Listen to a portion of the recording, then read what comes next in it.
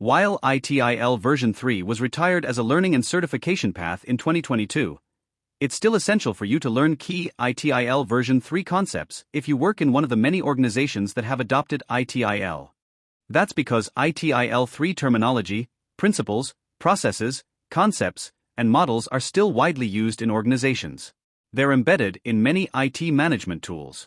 If you don't understand this language and these concepts, you may struggle to integrate your work with that of others in the organizations that do. Taking up IT management tools built on ITIL concepts and terminology may take you longer. You might make mistakes and create rework because you lack a shared understanding of ITIL concepts and terminology. You don't want to miss the opportunity to deliver big impact when you work to improve capabilities and results. So let's take the time now to learn the basics of ITIL 3 concepts.